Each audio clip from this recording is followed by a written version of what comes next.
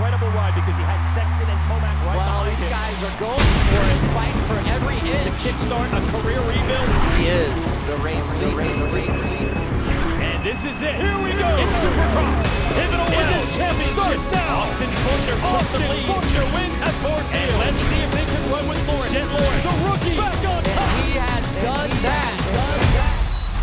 Yeah, welcome back to another episode of SMX Insider. We are the Jasons, Weigandt and Thomas, both on hand at Detroit Ford Field for Monster Energy AMA Supercross and the SuperMotocross World Championship. Now, it was round 5, but it felt like a totally different round. This is what Jett Lawrence needed.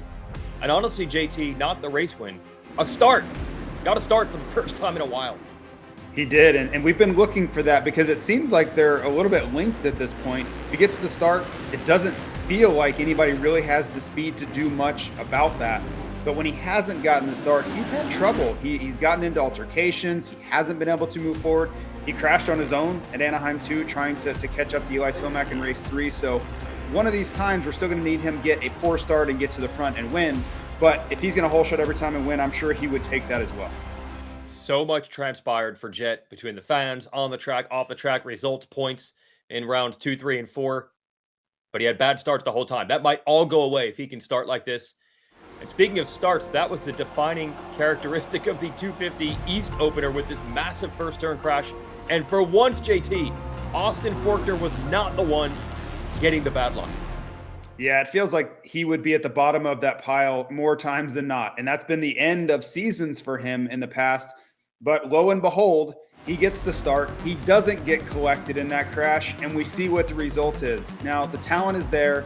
The form looks to be back, and we know that equipment he's on at Monster Energy Pro Circuit Kawasaki is plenty good enough to win.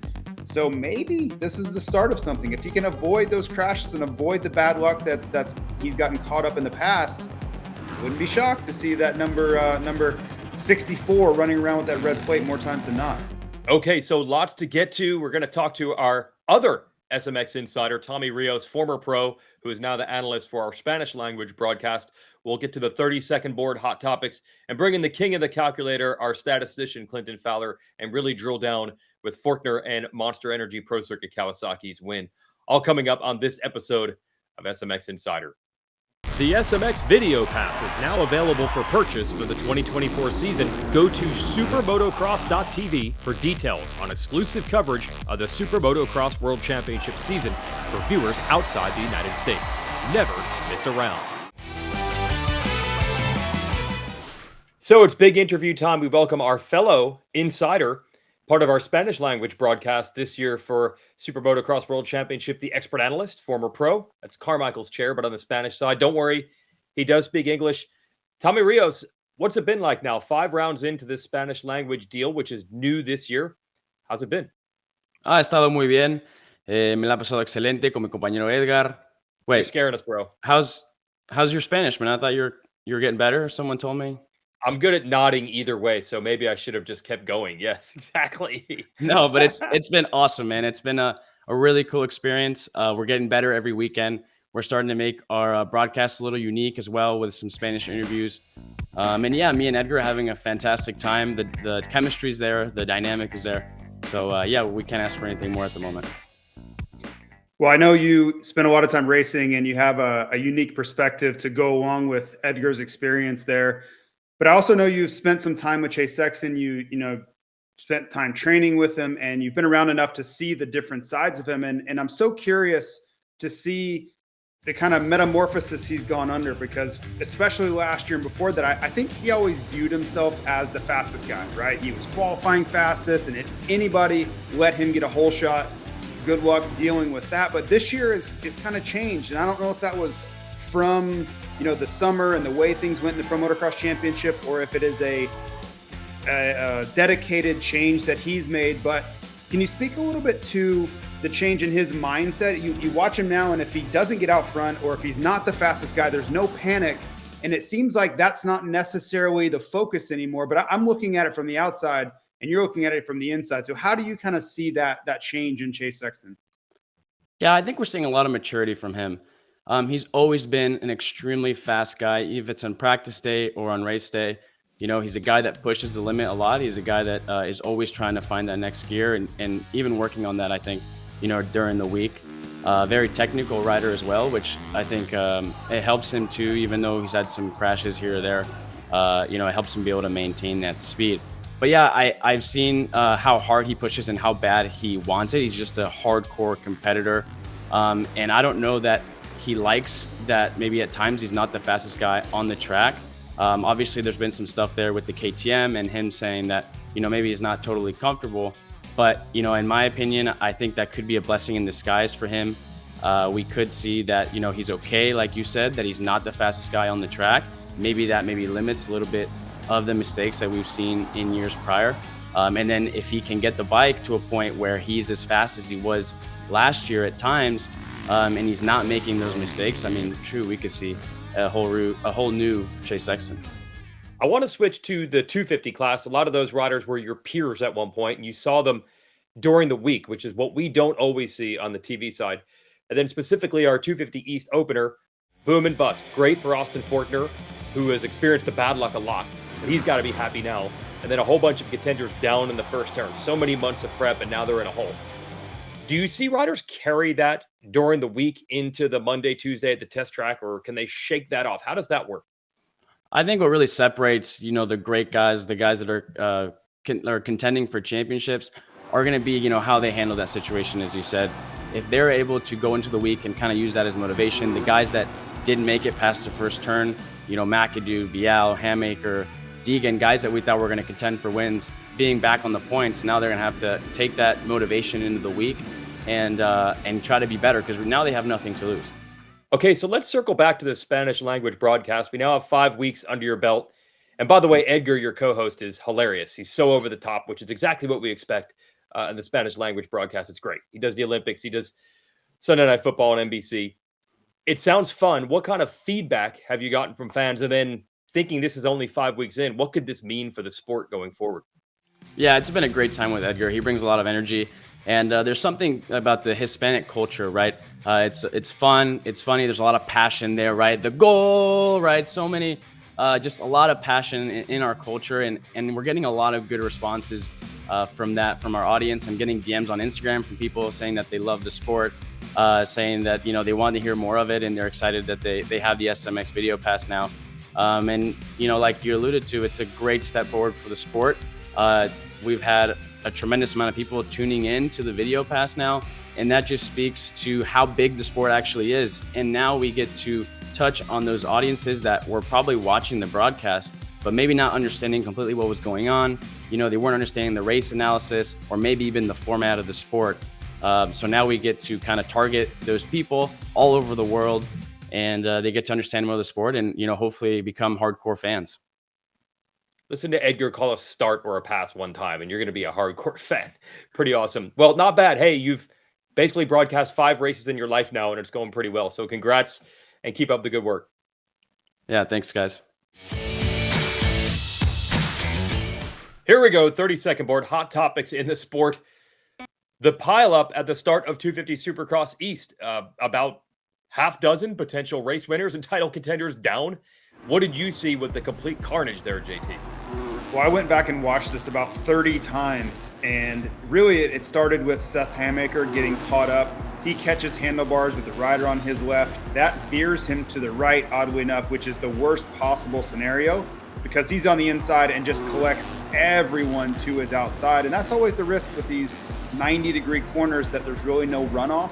If the inside gets collected, their momentum is going to carry them outside, and it's just a domino effect. Everybody ends up getting affected, and we saw that really play out in Detroit.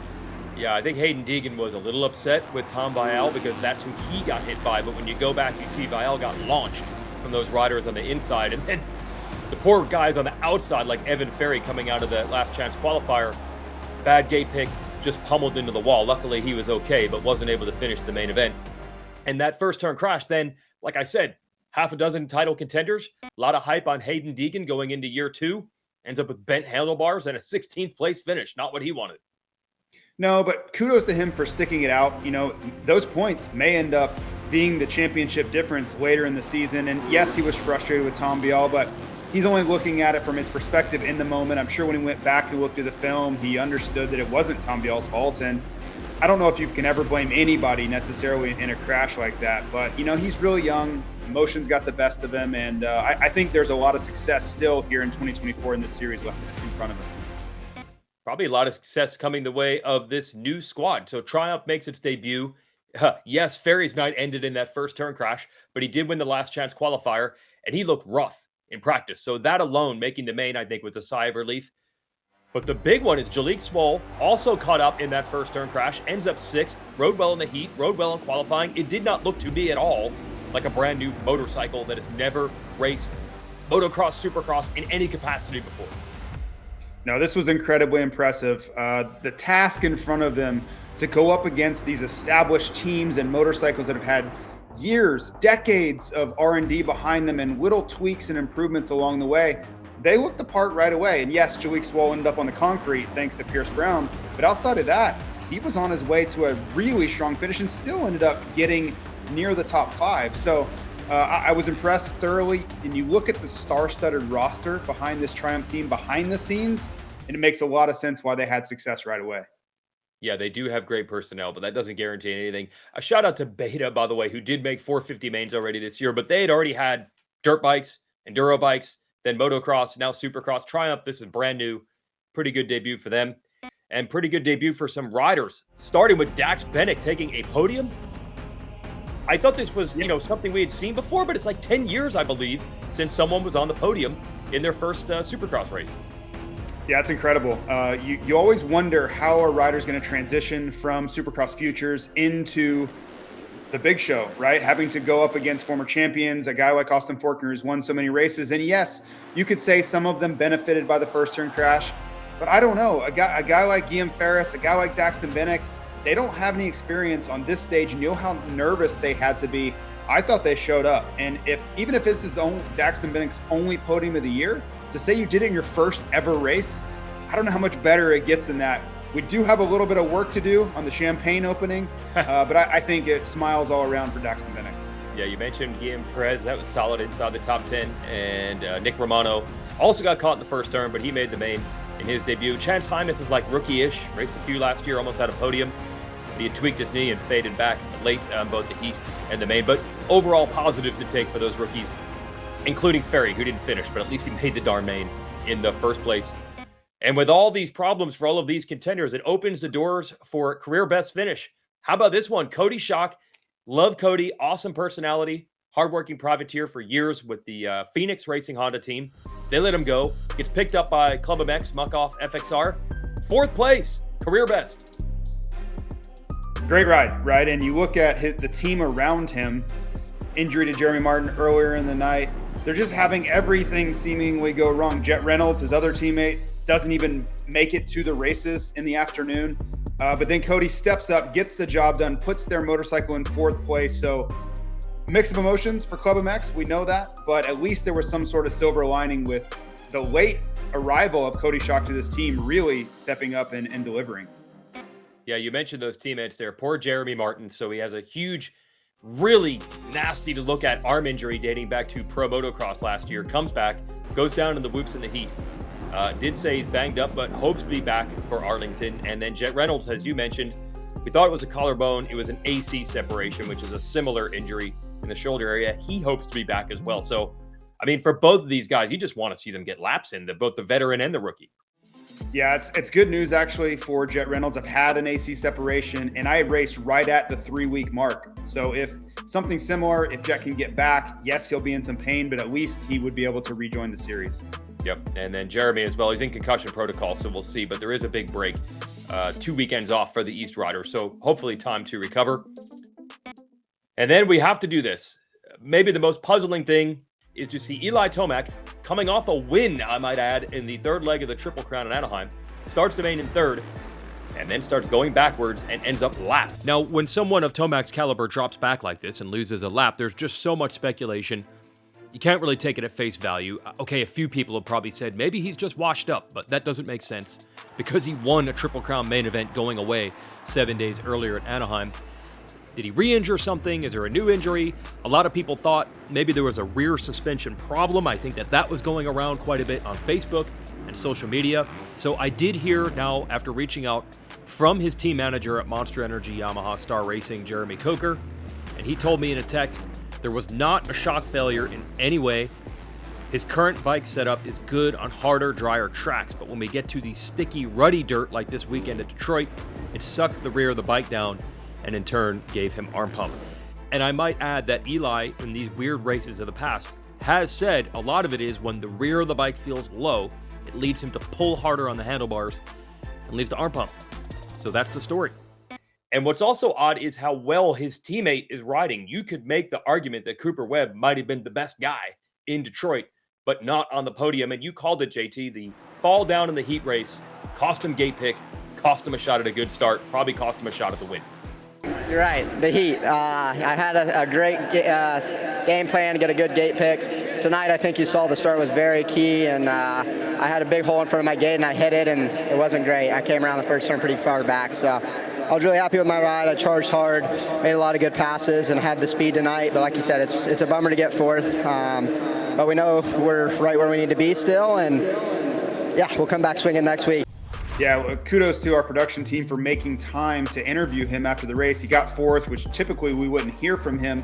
But I just thought it was really critical to get his side of the story and why, in a night we were riding this well, how do you miss the podium? And, you know, I kind of led him to it because I really felt it was a critical aspect of the night. But that heat race crash where he's winning, it's going to set him up for a perfect gate pick. And he made mention, and I didn't know this, he made mention of the other side of the rut. The front of the gates was everything that mattered, and he was forced to pick a gate that had a huge hole in it. So when he went to accelerate across the gate, his rear wheel loses drive in that hole, and everyone leaves him in the dust. Had he won that heat race, guess what? He gets his pick of the gates, at least second at worst. So he's going to get that drive. It's going to get a much better chance to be up front. And on a racetrack like that, or on a night like that, if he starts 10th, you see what happens. Is it catastrophic? No, fourth is not the end of the world, but he knows every point counts right now. Yeah, and also he was really fast in qualifying, which is not normally his specialty. With the way that track was breaking down, you knew he would have been good in the main. He just wasn't up front to take advantage of that. So with Tomac drifting back, and Webb starting back, we're left with, guess who? Jett Lawrence and Chase Sexton up front. Kind of gotten used to this, but once again, Jett gets the better of Chase. But Chase is the points leader, and you and I have been debating, if you're Chase, is that okay? You take the loss, but you're leading the points. Where is his mind right now?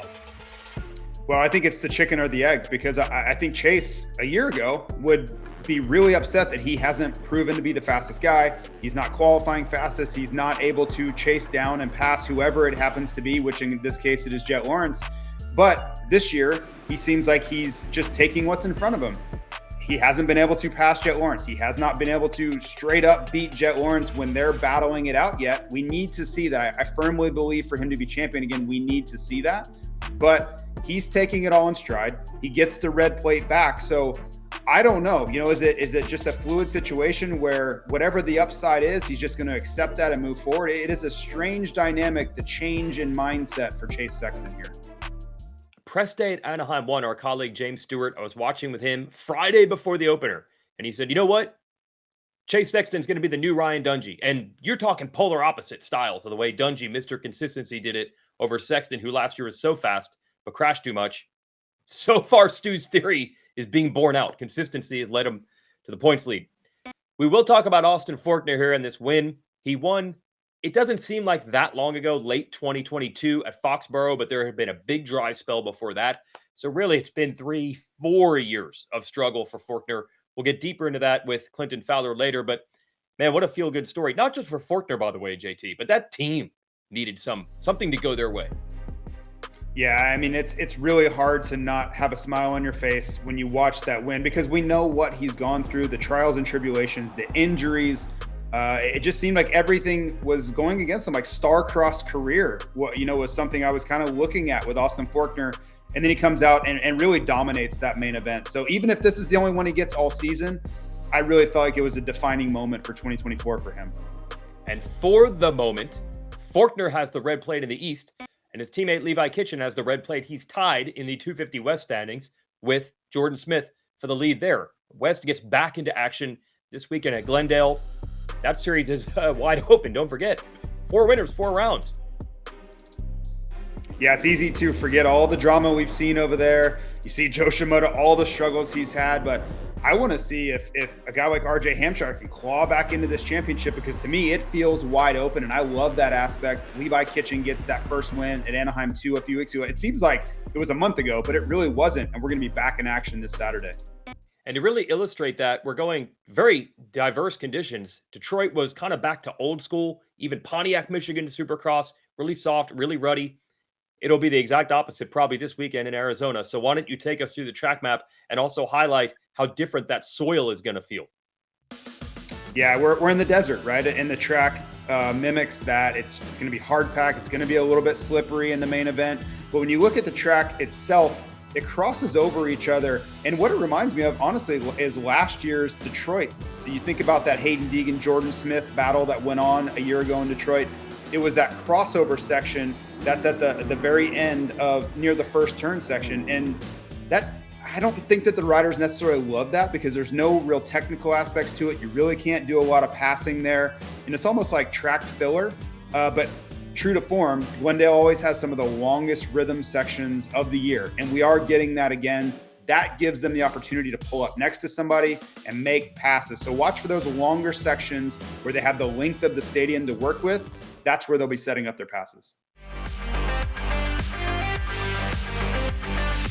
And as promised, time for Fowler's Facts. We bring in our statistician, Clinton Fowler. We're going to talk about Austin Forkner and Monster Energy Pro Circuit Kawasaki's recent fortunes, meaning the last couple of years. And right now, they hold the points lead in both classes, a share of it in the West, and lone participation with the red plate in the East. This is a big turn. Yeah, Wage, incredible turn. We got Levi Kitchen in the West and now Austin Forkner in the East. They haven't held the red plate since 2019, held it in both regions. Adam Cianciarulo had it in the West. Austin Forkner had it in the East. And unfortunately, the curse exists. Austin Forkner gets hurt. He misses the last 3 rounds and loses the red plate. Adam Cianciarulo crashes at the final round of the West Series. Devastating crash. He had an 8-point lead, and he only gets 3 points that night. He loses the title. JT, this team's cursed. They put 110% effort in, but for some reason, it just keeps coming up. Yeah, and it's been a long road to get back to this point. It's not for lack of effort if you've ever been around that team. So it is nice to see some parity, to see one of the most storied teams in the paddock kind of get back to glory. Now they just have to finish, right? They've gotten back here. Now they have to make good on it. Boy, those are some tragic seasons when you look back. Forkner and Cianciarulo were dominant at the beginning of that campaign. Maybe remind us of just how good, especially Forkner was early in 2019. Yeah, just incredible how much wins he had in 2019. He had 5 wins in 7 rounds, which leads to the fact that he's now got 13 wins after his win in Detroit this past weekend. That puts him 3rd all-time, tied with Jeremy McGrath, a rather large name, and Jett Lawrence, a name we might be familiar with right now. Incredible to put him amongst those ranks. You got James Stewart and Nate Ramsey, number 1 and number 2 on that all-time list. So some pretty incredible company. JT, it's been 2 years since Austin Forkner won a race. That was in Foxborough 2022. How hard is it to come back from injury and win in that first race? I think the mental side has been the most challenging for Austin, because he's come back, he's done the rehab, which is a normal part of supermotocross. Like, injuries happen, but the mental fatigue that he's had to go through and rebuild himself and come back to get to this level, we don't often see that. And it's a story that should be celebrated. You could see the joy in his face and the relief. And, he spoke so much on the podium this weekend about the positivity and how his perspective has changed on racing. And also think that's just a part of being 25 years old now. And he's gone through the ringer to get here. So I'm cheering for him. I don't really care who ends up winning the championship, but I just want to see him continue to find success and be out there amongst the elite in this 250 East Series. And Clinton, diving deeper into the data, it's not just the race win here. The fact that he's the points lead is pretty significant, because he used to do this all the time. Even if he didn't win the title, at least contend for it. But now we haven't even seen that in a while. Yeah, I mean, it had been almost 4 years since he had held the red plate. And prior to that, he had held it for 3 years. And I think the interesting part is in those years, he held the red plate against a guy named Chase Sexton. He held the red plate against a guy named Dylan Ferrandis. And then in 2022, he didn't hold the red plate against him, but he did race against Jett Lawrence. So it's interesting. He's been racing guys that are in the top 8 of the 450s, and he was beating them. And so, JT, I look at this. What's it take for him to get back to that level? Well, I'm sure that fact is not lost on him, right? He add another name to this. Justin Cooper was another rider that was in that East Coast Championship that you could say he threw away. But I don't think we can necessarily think in those terms yet, right? He's got a lot of work in front of him. He needs to continue to rebuild and establish himself in this 250 class. And then we can worry about what his 450 future holds, because I would say one race does not a trend make, right? It was awesome. It's great. Hopefully it continues, but let's just take one step at a time and put one foot in front of the other and see what maybe next year brings. I hate to do this to you, Clinton, but unfortunately, Austin cited not looking at numbers as the key to this. They're just going off of ride well. If you feel good and you feel you rode well, everything will work out. That's what Ryan Hughes, his coach, is preaching. Don't worry about the lap time. Don't worry about the result. It worked one time. Will you take it either way? Sometimes it's about feelings, not numbers. Will you accept that?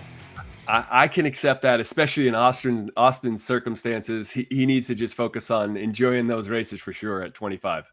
Yeah, because it has definitely been a tough road for him. And I said it didn't matter what the result was going to be, but yeah, when he won, it mattered. He was pretty happy. All right, thanks for the data, Clinton. We'll see you at Glendale. See you there, guys. Well, that's it for Detroit. We are now heading to Glendale, Arizona, and we want to highlight heading to Glendale, Arizona. Look at the map. We started at Anaheim for round 4, then we went over 2,000 miles to Detroit, and it'll be 2,000 miles back to get to Glendale. And the reason for that, we had a window to hold the race at 3 Eastern on NBC on Saturday. You don't want to run a race 3 hours behind on West Coast time. We would have been racing at noon West Coast to fit into a 3 Eastern window. That's not going to work. The teams had their vote. They much would prefer to, yes, we have a shot 3 hours live at NBC. Let's take it. But tip of the visor to the truck drivers, teams, there are 25 trucks on the road for the series itself with Fell Motorsports and infrastructure. Everybody's doing the heavy lifting for the series benefit there, JT. Yeah, I think the juice is worth the squeeze here, right? Everybody had to sacrifice a bit, but to get onto NBC, onto that platform, and introduce the sport to many people who probably haven't seen it before, it has to be worth it. So, as you mentioned, tip of the hat to all of those truck drivers that had to do the heavy lifting here. But in the end, I do think it was a net positive. Yeah, we had a 6:30 a.m. track walk in Detroit. If we held that race in Glendale, it would have been a 3:30 a.m. track walk. Now we're back to Peacock and running Western races, and that'll be 3 o'clock race day live on Peacock this weekend, and 8:30 Eastern will be when the racing starts from Glendale. So do not miss that. And before we go, one last chance. The 450 LCQ never disappoints. Here we go in the whoops. You've got Jerry Robin on the right and Freddie Noah on the left going for it. Yeah, and this is such a missed opportunity for Jerry Robin. And all he really had to do was protect the inside, right? And I'm so perplexed as to why he would be in the middle and get all out of control. Stay on the left side, protect the inside, go inside in the sand, and guess what? You're in the main event. But this is what happens. This is why we love the LCQs. You never know what these guys are going to do and the decisions they're going to make. So as a spectator, as someone who wants to be entertained, I'm here for all of it. Oh, Freddie Noren had about 3 or 4 near misses, including that one of the whoops in the last lap, just to get in. We love it. So shout out to those guys for putting on a show for us, and we expect more at Glendale. We will see you this Saturday.